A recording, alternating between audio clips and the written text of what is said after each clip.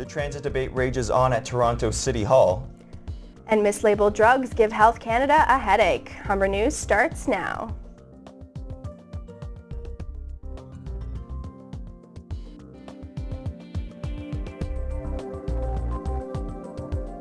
It's Thursday, March 22nd. Welcome to Humber News, coming to you from the Broadcast Center here at the North Campus. I'm Philip Maciel. Thanks for joining us. And I'm Andrea Lawson. Ahead on our show, we'll have all your news, sports, and entertainment highlights, as well as your 5-day weather forecast. But first, Philip has our top story.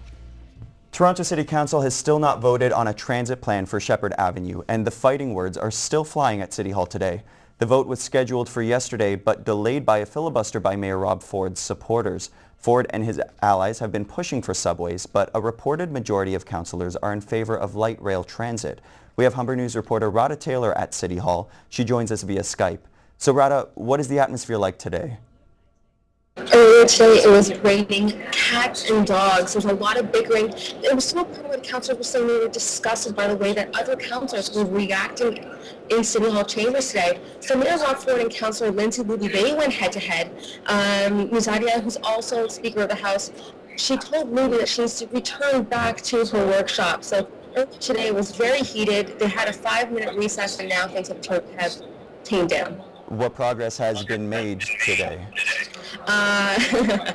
It's still very, very divided in council. You still have your high-intensity subway supporters, and you also have your high-intensity LRT supporters, and they have yet to come to a clear path together.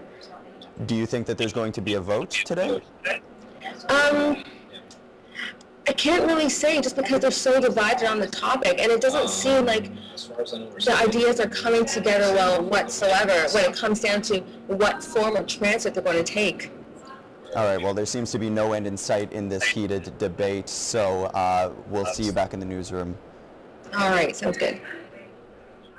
Health Canada is warning healthcare providers across the country about a mislabeled painkiller made by Sandoz Canada. A Toronto hospital told Sandoz its heart medication had been mislabeled as morphine. Reports say misuse of the heart medication could cause serious health risks to patients. A spokesperson for the health minister says the mislabeled drug is not being recalled, but hospitals are being told not to use it. A hot dog and taco speed eating contest on campus today brought issues of intolerance to the forefront. Humber's GayStraight Alliance was hosting the event in hopes of creating a more positive space for all students. Humber reporter Kate Foster has the story. Bold is Humber's GayStraight Alliance group that brought their cause to the Student Center today with a hot dog and taco speed eating contest. The one rule of the contest drove home the overtly sexual nature of the event. The boys must eat hot dogs and the girls must eat tacos. But students on campus say the event is all in good fun. I think it would be a funny thing to see if we got everyone enjoying it and like cheering them on. I find it a little sexist, but it's good and rooting for the girls. What it kind of reaffirms to me that we don't take the issue of like people being gay or being straight or whatever too seriously, and we just see people as people, which is, I think, the right kind of mindset we have to adopt. Bold's president, Bryn Robertson, says there is a degree of intolerance on campus. And I know I've had issues with, like, even just walking past people, because I'm kind of ambiguous, and I've walked past people and heard, like, oh, is that a dude? And then they're all laughing, and I'm like, you know what, that if I wasn't so secure, that would really hurt, and it's not okay. While today's event brings a serious issue into a humorous light, it is clear there's still quite a bit of work to be done within the school system.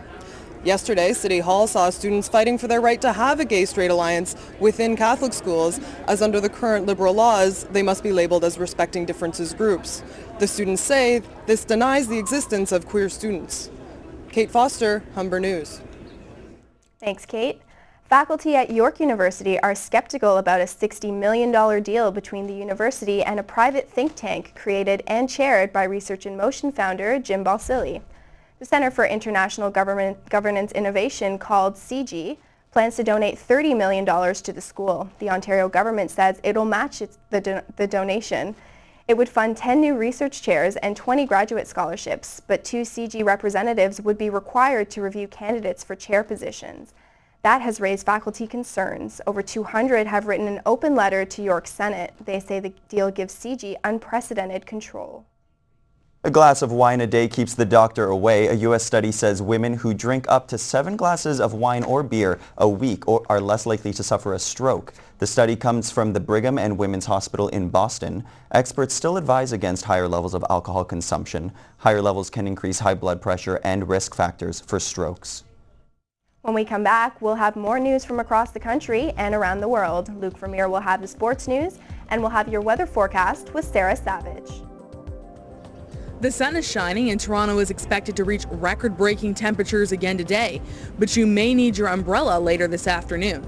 I'll have your 5-day weather forecast after the break.